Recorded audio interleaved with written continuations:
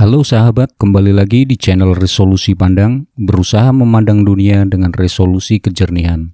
Semoga hari ini kalian dalam keadaan sehat walafiat ya, dan senantiasa dalam lindungan Allah Subhanahu wa Ta'ala. Amin.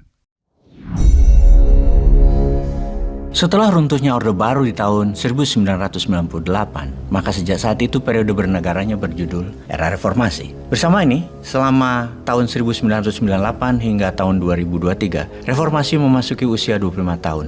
Inilah sekilas data ekonomi dalam kurun waktu 25 tahun. Kita awali dengan posisi hutang. Data posisi hutang Indonesia per 31 Maret 2023 adalah 7.900 triliun rupiah atau naik 738%. Naik sebanyak 6.900 triliun rupiah dari hutang Indonesia pada awal reformasi di tahun 1998, yaitu sebesar 940 triliun rupiah saja. Ini menunjukkan dalam kurun waktu 25 tahun reformasi, posisi hutang Indonesia tumbuh 30% setiap tahunnya atau bertambah 278 triliun rupiah per tahun. Ada 5 pemerintahan dalam masa reformasi, di mana reformasi ditandai dengan jatuhnya Presiden Soeharto, kemudian berlanjut dengan Presiden peralihan Pak B.J. Habibie, yang dilanjutkan ke pemerintahan Gus Dur Megawati di tahun 99 sampai 2004, kemudian Pak SBY tahun 2004 sampai 2014, kemudian Pak Jokowi 2014 sampai 2024. Secara data pemerintah reformasi hutang dalam triliun rupiah dan dalam persentase pertumbuhan,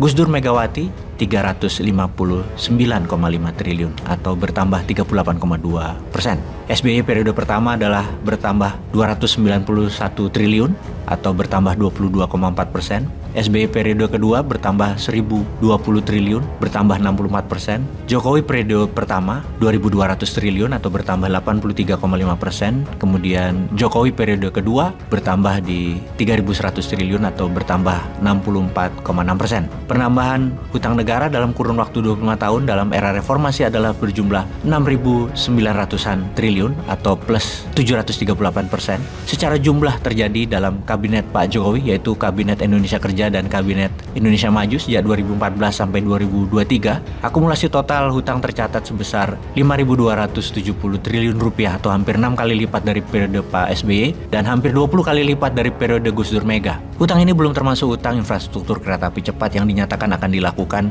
pada April 2023. Besar kemungkinan posisi hutang di akhir kerja Kabinet Indonesia Maju di tahun 2024, beban hutang akan melampaui 9.000 triliun. Posisi hutang akumulasi ini adalah posisi hutang terbesar dalam sejarah NKRI berdiri sejak tahun 1945. Surat hutang negara mayoritas dimiliki Bank Indonesia dan perbankan pertanda beratnya untuk ditanggung oleh pemimpin siapapun itu di tahun 2024 sampai 2029 pada Global Bond RI. Hasil ekonomi reformasi dapat kita simpulkan, utang tumbuh tapi kesejahteraan per kapita turun. Kecepatan pertumbuhan utang dalam 25 tahun, yaitu tahun 99 sampai 2023, kira-kira adalah 31%-an per tahun, sementara PDB per kapita dalam kurun yang sama hanya 8,55% per tahunnya. Ini menunjukkan selama 25 tahun reformasi penambahan utang tidak sebanding dengan penambahan kesejahteraan per kapita masyarakat Indonesia. Lantas untuk apa era reformasi berhutang bila kesejahteraan rakyat tidak ditingkatkan atau tidak terangkat? Patut diingatkan berdasarkan data BPS tentang PDB per kapita atau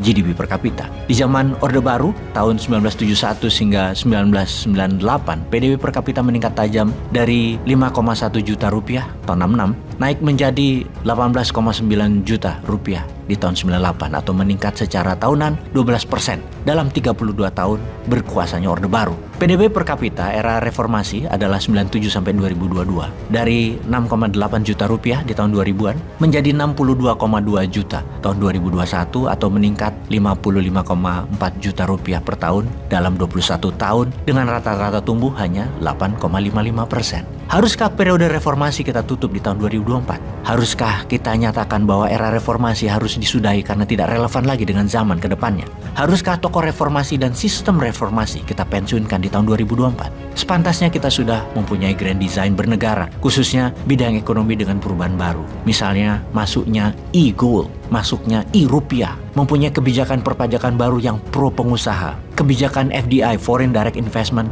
yang tidak berbasis sumber daya alam tetapi berbasis teknologi, kebijakan kelola sumber daya alam kembali ke pasal 33, kebijakan moneter yang agresif, meningkatkan produksi untuk ekspor dan membangun manufaktur pengganti impor. Kalau Newman sih punya, nggak tahu para kandidat yang 2024 ini punya nggak? Mau pakai, monggo kerso, silahkan. Peace.